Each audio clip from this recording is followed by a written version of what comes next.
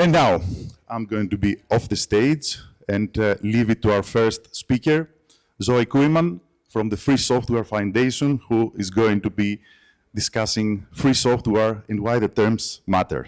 So, Zoë, here you are, and the stage is yours. Thank you so much. This is a nice place to stand, but you can move a little bit to the right or to the left. Okay. And this is your clicker. The other way. The other way. Give us a second. Give us a second. I promise we will fix it.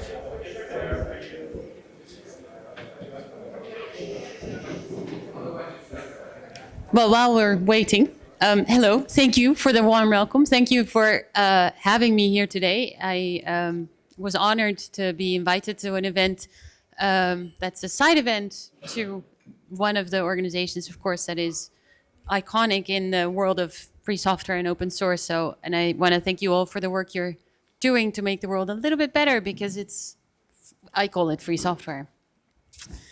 And that is also what I'm going to be talking about today for the minutes that I have. I'll try to keep it within the time, or maybe a little bit shorter, so we can catch up on things.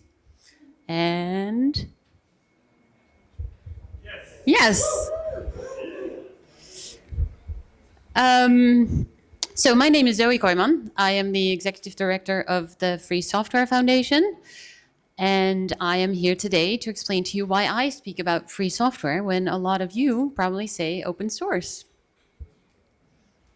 And that's...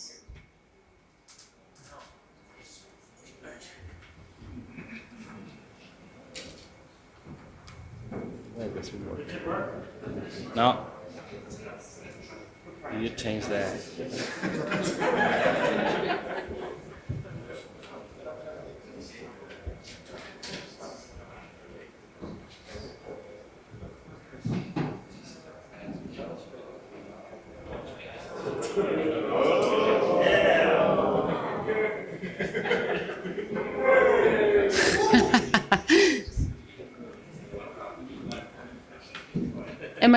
Am I trying it again, or what am I doing? Okay. Very good. All right. A lot of you, of course, know the history of free software, but that's where it all started, at the Free Software Foundation. Or to be completely honest, it started a little bit before that with the GNU project, of course. And then in 1985, Richard Stallman founded the Free Software Foundation, and our mission is to have all computer users to be able to do everything they need to do on any computer using only free software in all circumstances. And we have been fighting for these rights for the last 40 years. This year is our anniversary year. And in that mission, of course, is ingrained our free software definition. So for those of you that need a little reminder of where we are all coming from with the work that we're doing in creating software that is usable and modifiable for everyone, and that you can share, and that we can create a place where that is based on collaboration and goodwill and social justice. A program is free software if the program's users have the four essential freedoms: the freedom to run the program as you wish for any purpose, the freedom to study how the program works and change it so it does your computing as you wish, which is freedom one. And access to the source code, of course, is a precondition for that freedom.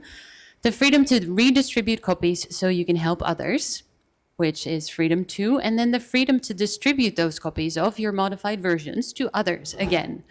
By doing this, you can give the whole community a chance to benefit from your changes. Access to the source code also here is a precondition to this freedom. I'm going to point out the fact that the free software freedoms are not just statements. They have a little explanation there, and that explanation is a social one. It's an ethical one, and that is the part that I personally connect to really strongly, and it's one of the reasons why I love the work that I do and have the opportunity to speak to you all about why, for me, I use the words free software when often that makes me the difficult person in the room. A little story about all the work that we do at the Free Software Foundation. It is a lot. We maintain the free software definition, the one that we just were looking at. We advocate, we educate, we teach, we publish, and we speak about free software and all the issues that surround that. So we have campaigns on and software patents. We have digital rights management. We talk about privacy. We have guides for people to use to increase their privacy online. We go to schools to educate people, and we, of course, publish and speak in public occasions like these. Then we are the steward and publisher of the GNU family of licenses, which is, of course, also the GNU General Public License that most of you are familiar with, and the AGPL. And we hold the copyright for many of the GNU packages and also take copyright assignments for these. We enforce our licenses on these packages, and we also, and this is a little bit new with the developments that are happening in the US, there are some cases, and there was a case recently in Germany, and the Software Freedom Conservancy deserves some credit there. They have been doing some third-party beneficiary compliance cases, and we want to make sure that we make it clear that we encourage the use of any legal mechanism available to users for obtaining complete and corresponding source code, even if that is not through us, the copyright holder. We run only free software for our operations. I think we run about 23 services and 64 virtual machines. We only use free software for anything we do. We want to know what we're talking about, and we want to also be able to talk to people about the problems that we run into, of course.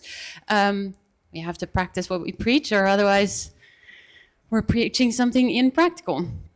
And then, of course, we maintain the infrastructure for the GNU system and other free software projects. Now, why do we do all of those things? We do that because we believe in users' essential freedoms. We believe that using software that people can run, study, copy, modify, and share is software that is just. It is software that is ethical, and it is software that is at the base of a lot of social justice movements of today.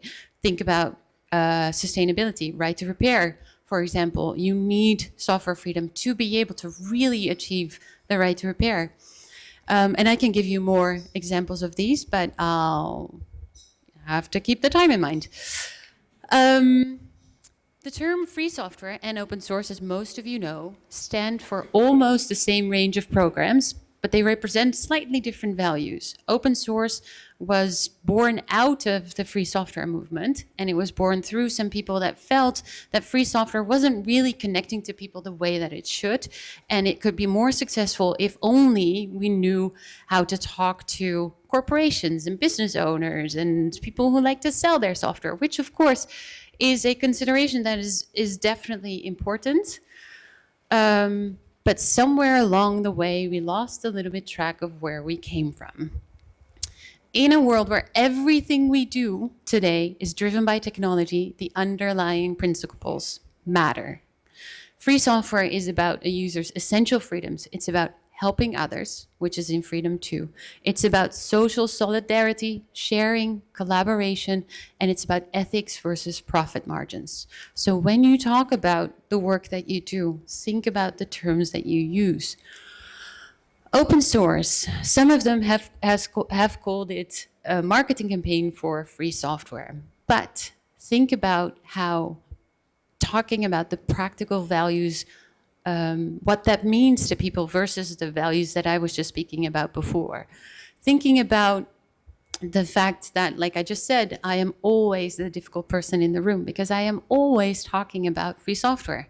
I'm always saying to people, yeah, okay, it's really great that you're doing this, but can I also distribute it? Can I also really modify it? Can I study it? And that doesn't mean that the work that people are doing towards this end isn't important, but it's not quite there yet. And when I talk about free software, that is what I hope to achieve, is that people want to do more and better. Besides that, there is some increased confusion on the term open source. A lot of people actually lost a little bit track of what open source means. This is a criticism that actually the FSF got back in the day when we spoke about free software and why open source started. But these days, open source is actually more confusing for people because a lot of people, for example, when they talk about source available, also think that that is open source, even though most people know, and especially the open source initiative will tell you, it is not. Then the word open has become a bit of a fad. Of course, we've got open science, open waste, open everything. And the machine with one C, learning situation is not really helping everything. I don't know if you have followed the discussions around the OSIAD, but don't have time to go into that because I have 1 minute left. But it relates to the fact that there are so many corporations and organizations using the term open source today that it is completely watering down what it means. So let's go back to our core. I just want to leave it with this, which is actually my last slide, so yay for timing. In understanding media, it matters not why we are taking a train journey or where we are going on the train. These are irrelevant side issues which only divert us from noticing the train's real cultural significance. And its real cultural significance is the medium is the message, or the way it changes our perception of the world. Think about what the dominance of proprietary software is doing to our perception of society, ourselves, and what is right. Think about how profit margins are prioritized over privacy, over user rights, and over dignified technology use. Are the terms that you are using helping to make a statement for change? And that's it.